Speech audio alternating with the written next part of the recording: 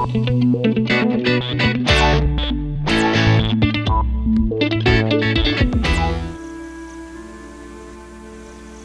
ngayon ba nag-aalala ka pa rin sa kalagayan ni Tito Redel? Sinabi na nga ng mga doktor na makakasurvive ang tito. Stop worrying.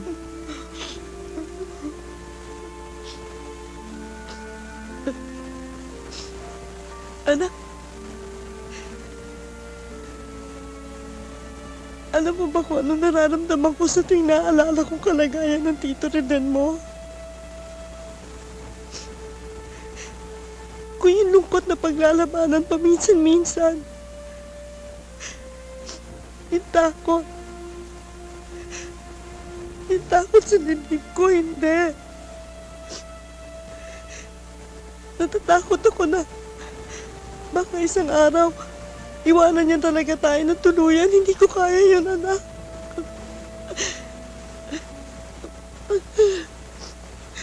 Anak, hindi ko kaya iwanan ako ng lalaking tanging nagpahalaga sa akin.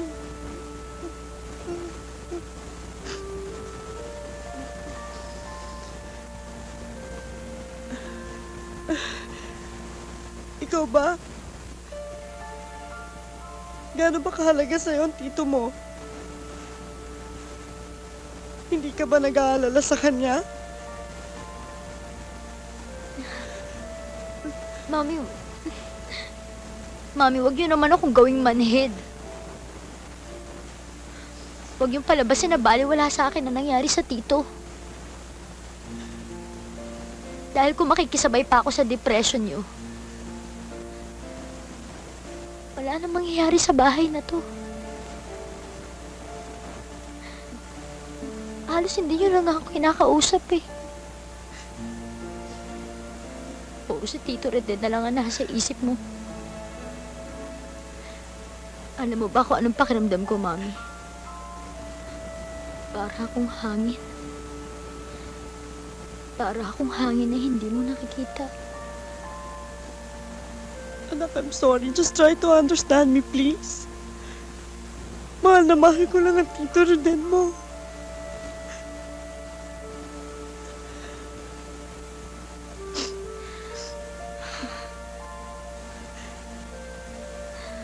Ako din, Mami. Mahal ko yung Tito Redel.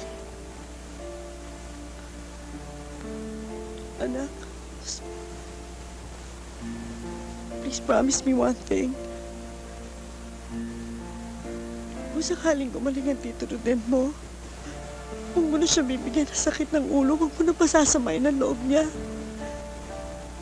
Gawin mo na lang ang lahat na magpapaligaya sa kanya. Anak, please promise me that. Eto parang makulit eh! Teka. Bakit? Wow. Pare, ang ganda nito. Tara! Miss! Bastos! Ganda mo naman makikipagkala!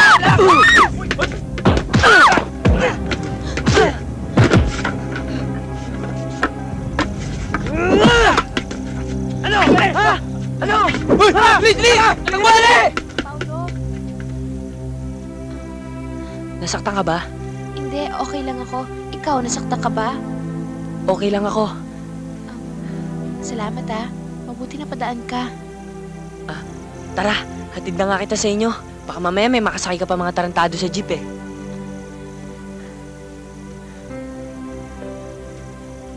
Dalitan tayo! Naku, pinagpapawisan ka pa. O ito, gamitin mo na muna itong panyo ko. Hindi ko pa ginamit yan. Sige na. Sige, wag na lang. Sige na, tanggapin mo na. Tingnan mo, pawis na pawis ka. Baka mamaya mapasma ka. Halika, dito tayo. Paulo, salamat ha. Siguro kung hindi dahil sa iyo nila Presi, hanggang ngayon, masama pa loob ko sa nanay ko. Huwag mo nang intindihin yun, Ana. Pagpasa Diyos mo na lang siya. Alam mo kasi, sabi ng tatay ko sa akin, kapag may mga hindi magagandang nangyari sa buhay niya, pinagpapasa Diyos niya na lang. Ang sabi niya sa akin, dapat ganun din daw ako. Kaya ang masasabi ko naman sa'yo, dapat ganun ka rin. Sige, aalis na ako. Basta huwag ka na lang mag-iisip ng kung ano-ano pa man. Pumasok ka na kaya muna. Huwag na lang. Gabi na eh. Sige. Sige. Paolo, Bakit? ingat ka ah. Salamat.